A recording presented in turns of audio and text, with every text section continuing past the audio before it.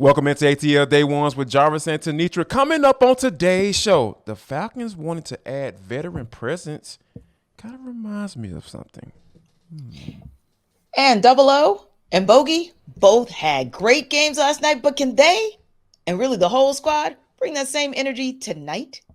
And last but not least, and for the culture, we say goodbye to one of the all-time greats in NBA history. That's all right here on ATL Day Ones. Let's go. This is ATL Day Ones, part of Locked On Sports Atlanta. And it starts now.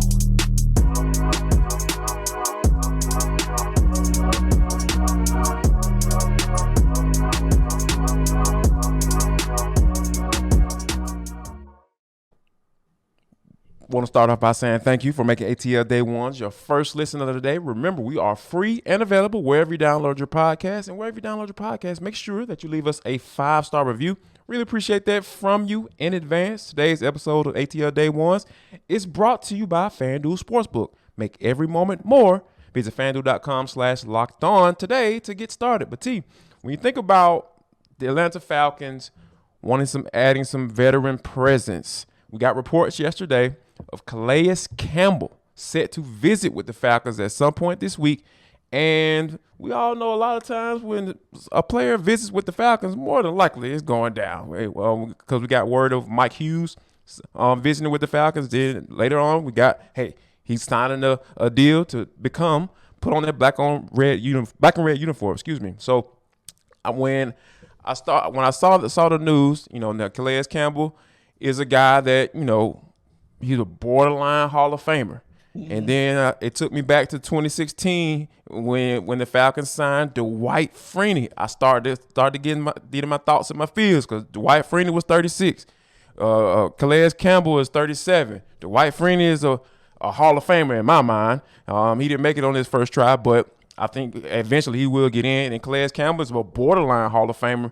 So, but I think that, and Dwight Freeney only put up 3 sacks that year, T, but I think the impact that he had on that dude, Vic Beasley, who led the league in sacks that year, I think it was more than worth the money that the Falcons gave Freeney back then. Yeah, and I would agree. And I think the question becomes, what's the most important? Because I've heard people say, wow, that'd be great to have some more veteran presence in the room. We got Grady Jarrett. That's all the veteran presence that you need. And let's not forget that, assuming that Rashaan Evans could come back, just as an example, there's some veteran presence for you.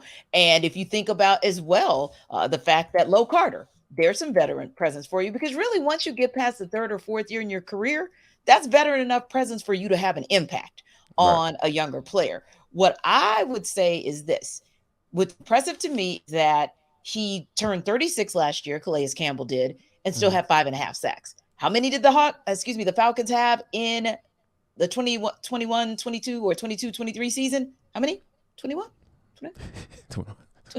I'm sorry. 21. Oh, okay. Yeah. Just check. Yeah. Just check. To add to that. The reason I say that is because one man had 1/4 of what an entire defense got for this entire team last season. So while it's great that he's got the leadership piece and he always has, you've always heard positive feedback about him in the locker room and a leader on the field, this show is about defense mattering.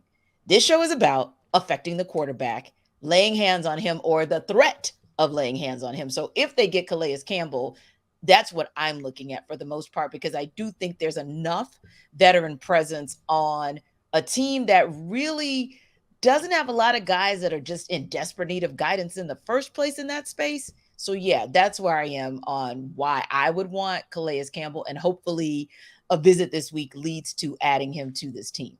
And speaking of adding to the team as well, Eddie Goldman, who retired last year, the Falcons signed.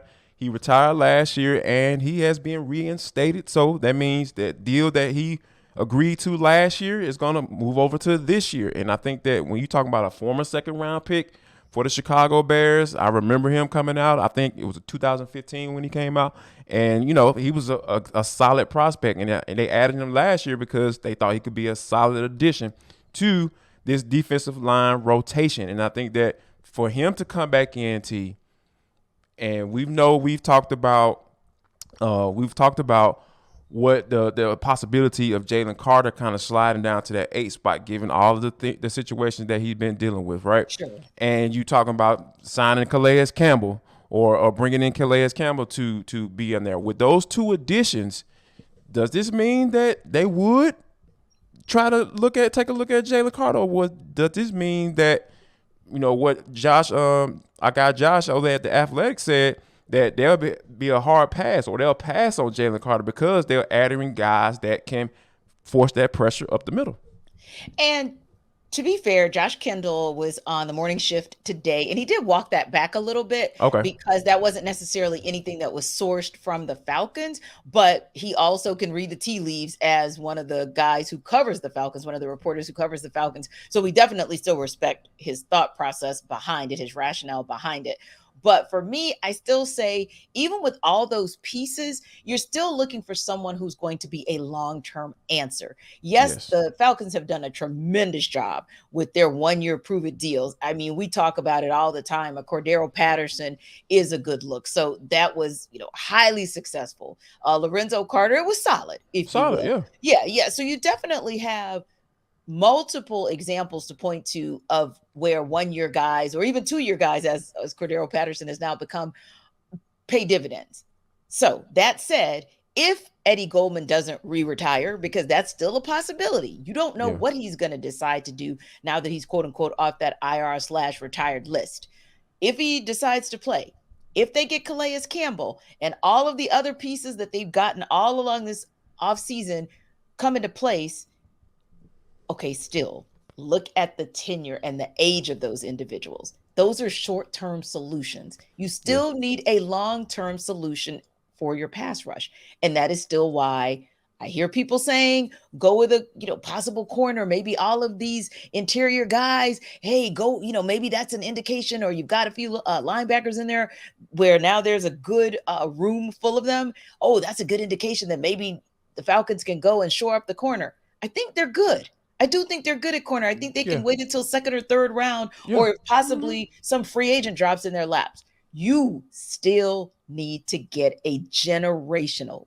You need to go get a new version of a Calais Campbell, a new version of a Dwight Freeney, a younger version of them, in order to affect this franchise for the long term. Exactly. I'm wholeheartedly agree. And Jalen Carter will be here. No offense to Grady Jarrett, but once Grady Jarrett is gone, he will still be here affecting the quarterback. And that's what you want. You want somebody to not only pair with Grady, somebody who can grow as Grady, finishes out his career as a Falcon as well. So, I mean, short term, cool. Yeah, no, don't get me wrong. Calais Campbell, I'm with it. Let's do it. Eddie Goldman, see if you can get something up out of him. If you can get 1 or 2 sacks, that helps. It adds to the pot, because you're trying to get to, like John Trucker said, you want to get to 30 sacks or 35 sacks. That's the number. So I think that, if you're able to do that, you can't pass up on a guy that could potentially be a cornerstone for your defense and be that anchor in the middle that you need, that you've had with 97. So I think that, once this thing kind of plays out, once this thing flushes out as we get closer to the draft, I think people understand, like, okay, he had a bad couple weeks. But let's look at the 3 years that he was on the field. Let's go to the film. Let's go to the tape. You know what I'm saying? Let's do that. And if you just ultimately think that the Falcons shouldn't or don't want to take that type of chance on him, I respect that. But I'm still not going to back off of a pass rusher. I'm still not backing off of a Miles Murphy or a Will Anderson. I'm still saying you still need to go in that space, because the other piece there, Jarvis, is this. It'd be great to have a Calais Campbell or an Eddie Goldman, because those guys, especially like a Calais Campbell, will probably be there situationally, right? You're not going to play him every down. But because you're not going to play any of those players, just as an example, but there are several players that are a little bit long in the tooth that you're probably only going to play situationally, all the more reason for you to go get yourself an every down. And I know I put that in quotes, right? But essentially an every down guy who can affect the passer. Absolutely. Real quick, T, the Falcons made it official yesterday. Mack Hollins got introduced as a Falcon yesterday. I got a chance to ask him a couple questions about what he brings to the table. And one thing that I thought was really interesting, T, was the fact that I asked him what was his first impressions of Terry Fontenot and Arthur Smith. Because, you talk about building culture, and like when you talk about building culture as one of the main things that you want to do, or the first thing that you want to do, you got to have a certain type of vibe, right? You have to give off a certain type of energy, as the young folks say. And his response was kind of right on what I was thinking, right along the line of what he was thinking. He's saying he just picked up good vibes when he talked to Terry Fontenot and Arthur Smith. And when you're talking about building culture and bringing guys in on 1-year deals and might not be necessarily the money that they want, and I think that pays dividends for building that culture that you want.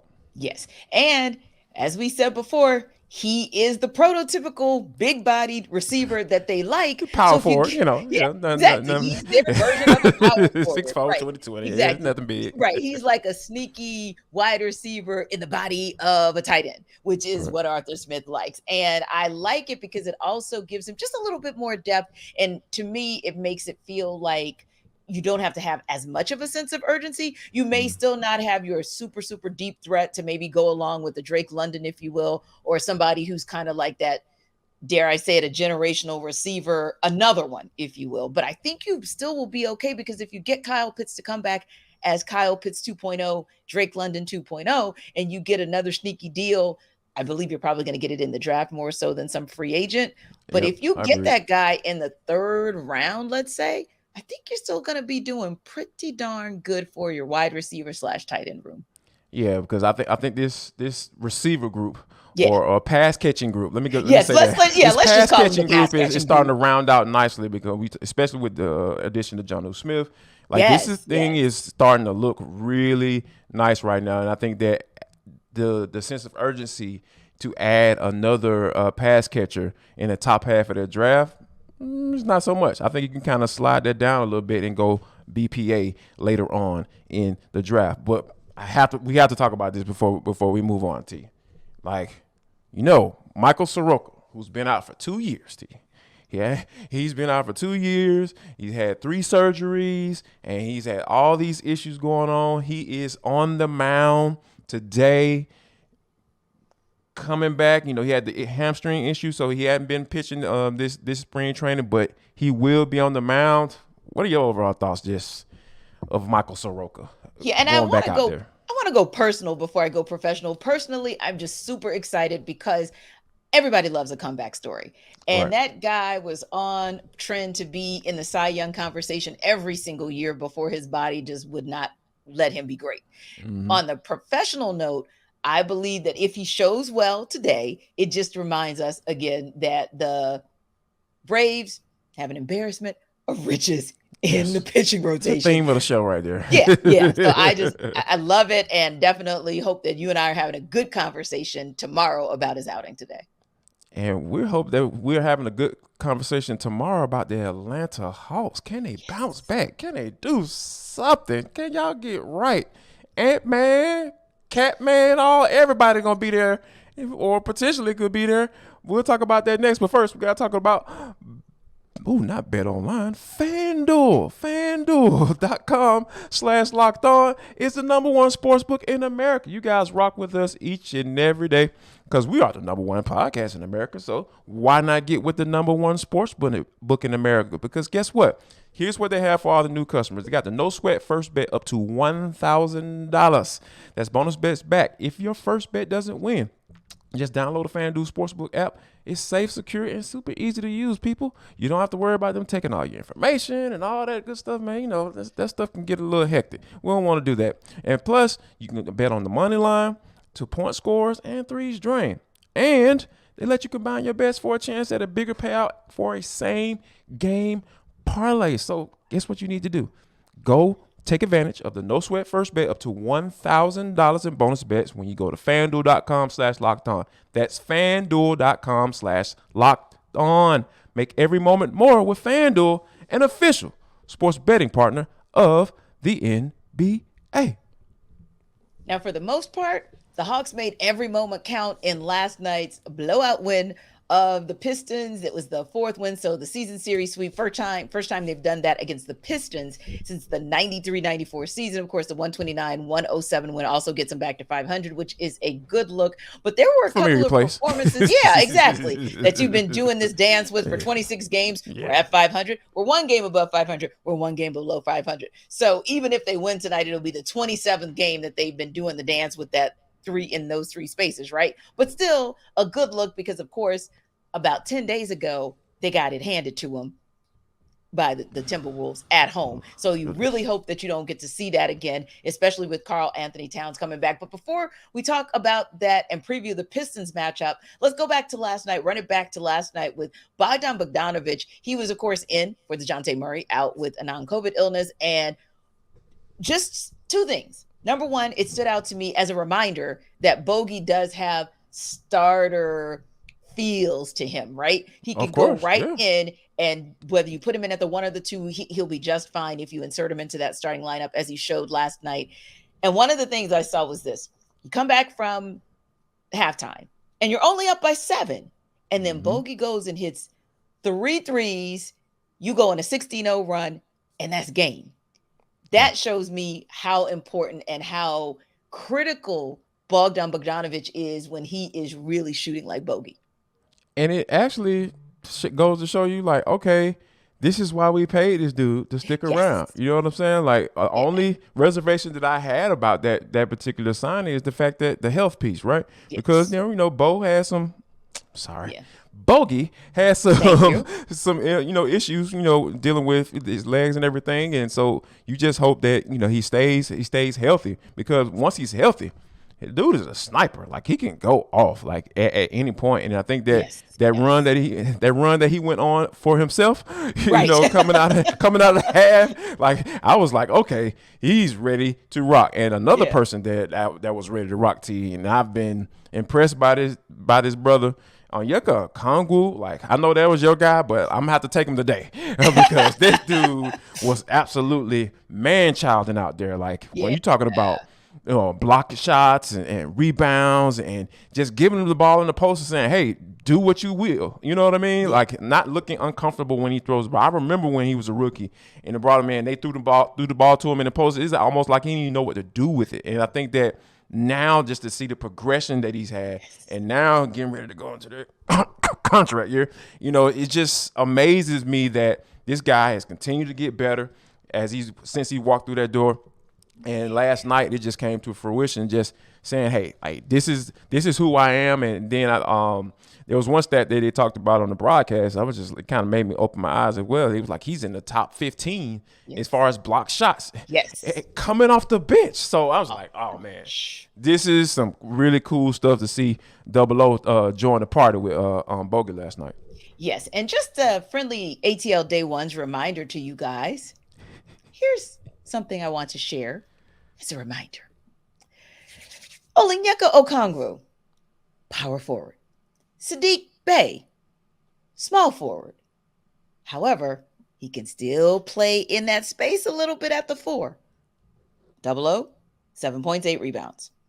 Saddiq Bey, 14 points, 11 rebounds. He had a sneaky double-double last night that I think a lot of people just didn't pay attention to. But I say that to say, in that 3 or 4 space, there are some strong backups. They may not be the guy who would potentially replace a John Collins or DeAndre Hunter, but you want to talk about reestablishing the strength of the bench, where we're now back to calling them the bench mob. We're getting close, and I'm really, really liking what I see. And when you move Bogey back there as the leader of the second unit, that's kind of rounding out Jarvis low-key to be a nice second unit for the Hawks. Yeah, and that was the issue right early on in the season, because it's just like, all right, you got Dejounte Murray, but now, like, what's going on with your bench? Because, Kevin Huerter was that guy. He was a sniper, coming off the bench last year. So, you have Bogey come back, and then, you bring in a Saddiq Bey, a real low-key, really nice trade. It's starting to look, you're starting to get some payment or some ROI, as the stockholders would say, when it comes to what he's been able to bring you since the trade deadline. I think this is this is what it was supposed to look like as far as that bench, like, and people contributing consistently.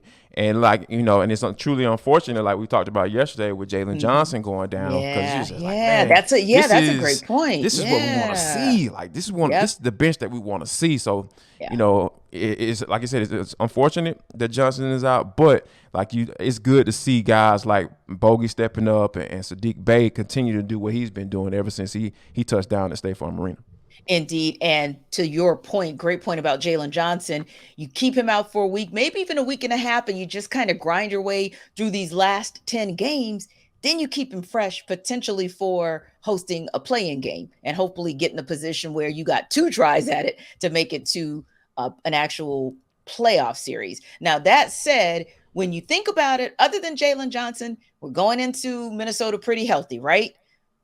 As far as, but sometimes the Hawks play checkers and sometimes they play chess. I think they're playing chess today because they have not yet submitted their injury report. However, the Wolves have made it very clear that Karl Anthony Towns will likely return. There's about a 99% chance he's coming back, and he's coming back from a 51-game absence. And I heard some guys joking this morning at 92.9, wow, so you're bringing Cat back because you think maybe he'll have some target practice on the Hawks? Is that what you're saying?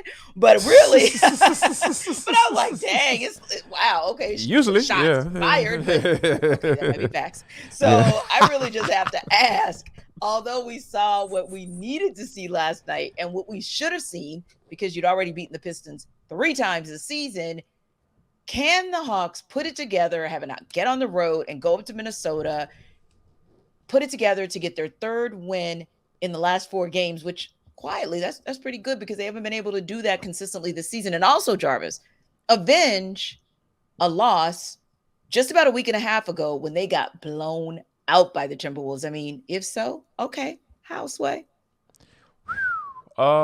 They can, sure. Yeah, sure they can. Like we've seen the capabilities at times of this team throughout the year. But I think that the real question is just like you said, how they're going to do it. Like, okay, focus, lock in on defense, shoot the ball well, or pass the ball, share the ball, move the ball. You know what I mean? Like, because that's what Quinn Snyder is really big on, ball movement. And I think he could kind of put it in perspective after the game last night when he said, we did a good job of playing defense, but, what you want, a cookie? He didn't say that. Those are my words. He essentially said it. That's essentially what he said. That's what I got from the way he kind of phrased it. And I think that mindset right there from your head coach is exactly how they need to go into this game. Like, we did it against Detroit, but they had 7 players out. The guy who normally busts they behind every time he steps on the court, Cade Cunningham, he's been out for quite some time. Right. You know what I mean? So it's just like, all right, who was really out there? So I think that, can they? Yeah, I believe wholeheartedly that they can, but it's just a matter of fact is to locking in and showing that they will do it. And that's what I question. And like I said, my expectations are out the door, T. Yeah. Like, I know what they're capable of, but asking me night in and night out what they're gonna do, I don't know. So we'll definitely see, because we know Ant-Man and Karl Anthony Towns are gonna be ready.